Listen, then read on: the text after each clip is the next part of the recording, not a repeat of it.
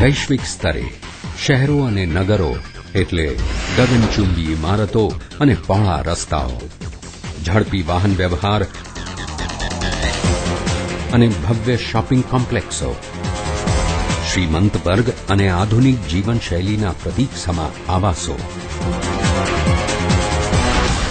પરંતુ ગુજરાતમાં શહેરોની વ્યાખ્યા રૂઢિગત વૈશ્વિક વ્યાખ્યાથી પણ વધુ છે.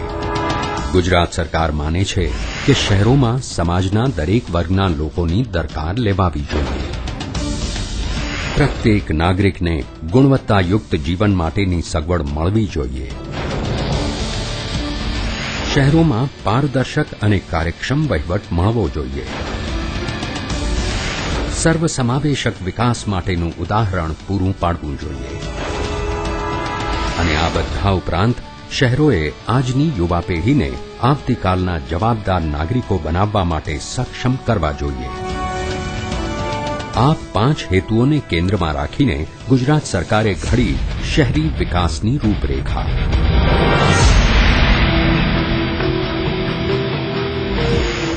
મોડેલ ટાઉનનું ડેવલપમેન્ટ.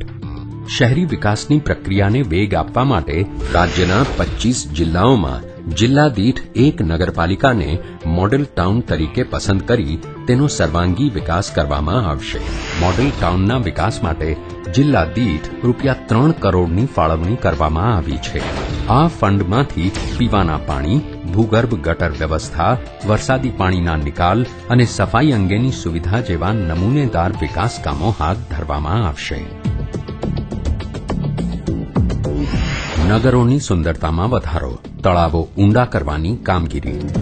રાજ્યની વિવિધ નગરપાલિકાઓમાં જળ સંચય અને નગરજનો માટે આનંદ પ્રમોદનું સ્થળ વિકસાવવાના ઉદ્દેશથી રાજ્ય સરકારે તળાવ બ્યુટિફિકેશન યોજના અમલમાં મૂકી છે.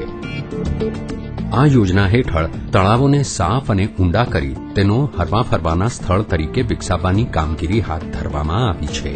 વર્ષ 2007-2008માં ₹7 કરોડના ખર્ચે 25 તળાવોને ઊંડા કરી તેના બ્યુટિફિકેશનની કામગીરી હાથ ધરવામાં આવી હતી.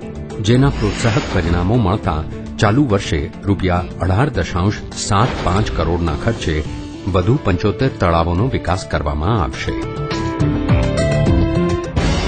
વ્યક્તિગત અને પે એન્ડ યુઝ શૌચાલયો. સ્વર્ણિમ ગુજરાત લક્ષ્ય અંતર્ગત રાજ્યના શહેરી વિસ્તારોમાં ખુલ્લામાં થતી શૌચક્રિયા નાબૂદ કરવા અને લોકોના આરોગ્યમાં ગુણવત્તાયુક્ત સુધારો કરવાના ઉદ્દેશથી વ્યક્તિગત શૌચાલય વિહોણા તમામ વર્ગના લોકોને શૌચાલયની સવલત પૂરી પાડવા માટે નિર્મળ ગુજરાત શૌચાલય યોજનાનું આયોજન કરવામાં આવ્યું છે.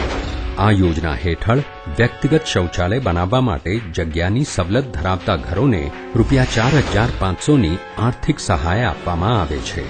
આ ઉપરાંત જે ઘરોમાં વ્યક્તિગત શૌચાલય બનાવવા માટે જગ્યાની સગવડ ના હોય તેમના માટે પે એન્ડ યુઝ ધોરણે શૌચાલયોનું નિર્માણ કરવામાં આવે છે. અત્યાર સુધીમાં રાજ્ય સરકાર દ્વારા અંદાજે 1,25,000થી પણ વધુ શૌચાલયોનું બાંધકામ કરવામાં આવ્યું છે. જ્યારે 2008-2009 દરમિયાન 1 લાખ શૌચાલયોનું નિર્માણ કરવામાં આવશે. Double entry accounting system.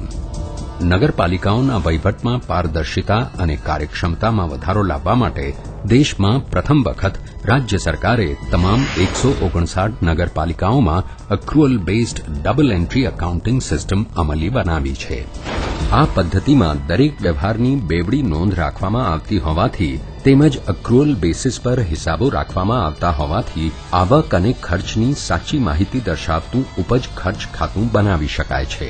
આ પદ્ધતિના કારણે હવે પ્રત્યેક નગરપાલિકાઓની કાયમી મિલકતોના મૂલ્યાંકન અંગે જાણી શકાય છે.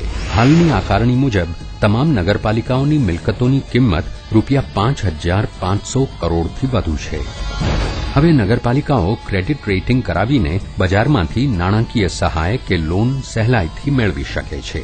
તમામ નગરપાલિકાના વાર્ષિક હિસાબોને ઇન્ટરનેટ પર પણ ઉપલબ્ધ કરાવવામાં આવશે. ટેકનો સાથી. ટેકનો સાથી એ દીર્ઘદ્રષ્ટા મુખ્યમંત્રી શ્રી નરેન્દ્ર મોદીની વધુ એક નવીન પહેલ છે કે જેમાં રાજ્ય સરકાર દ્વારા ઇજનેરી શાખાના વિદ્યાર્થીઓને વિવિધ સરકારી ખાતાઓ અને સ્થાનિક સ્વરાજ્યની સંસ્થામાં ઇન્ટર્ન તરીકે જોડવામાં આવે છે. તેઓને એસ્ટિમેશન, મેપિંગ અને ચાલી રહેલા પ્રોજેક્ટને લગતી કામગીરી સોંપવામાં આવે છે. માનવ સંસાધનની ઉપલબ્ધિને કારણે સ્થાનિક સ્વરાજ્યની સંસ્થાઓ વિવિધ પ્રોજેક્ટમાં ઝડપી કામગીરી કરવા માટે સક્ષમ બની છે. આજ સુધીમાં ઇજનેરી શાખાના 370 ટેકનોસાથી કાર્યરત છે. તેથી પણ વિશેષ, ટેકનોસાથી એક જવાબદાર ભાવિ પેઢીના સંવર્ધનમાં મદદરૂપ બનશે.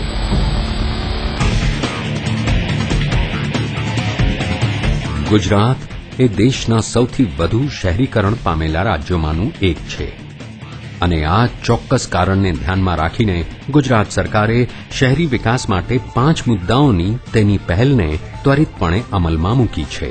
વ્યક્તિગત શૌચાલયો અને પે એન્ડ યુઝ શૌચાલયોના બાંધકામને કારણે ઝૂંપડપટ્ટીવાસીઓ અને ગરીબી રેખા નીચે જીવતા પરિવારો પણ પોતે સમાજની મુખ્ય ધારામાં ભળ્યા હોય તેવું અનુભવી રહ્યા છે. નગરપાલિકાના વહીવટમાં આવેલી પારદર્શિતા અને ઉત્તરદાયિત્વને કારણે આમ આદમી હવે ખુશી અનુભવી રહ્યો છે. રાજ્યના આંતરિયાળ વિસ્તારમાં વસતા લોકો પાસે પણ હવે સ્મિત ફરકાવવાના અનેક કારણો છે, કેમ કે હવે તેમનું ગામ પણ આદર્શ ગામ તરીકે વિકસી રહ્યું છે. અને આ યુવા ચહેરાઓ હવે વિશ્વાસથી છલકાઈ રહ્યા છે, કારણ કે ટેકનોસાથીએ તેમના માટે નવી તકોનું એક વિશાળ વિશ્વ ખોલી આપ્યું છે. સરકારે ભલે આ અભિગમમાં ફક્ત 5 મુદ્દાઓનો સમાવેશ કર્યો હોય, તેમ છતાં તેના દ્વારા લોકોમાં જે લાગણી અને ભાવના પેદા થઈ છે તે બહુપરિમાણીય અને સર્વસમાવેશક છે. આ જ તો એક પાયારૂપ તફાવત છે વિશ્વના શહેરો અને ગુજરાતના શહેરો વચ્ચે. ગુજરાતનો શહેરી વિકાસ, માનવીય સ્પર્શ સાથે વિકાસ.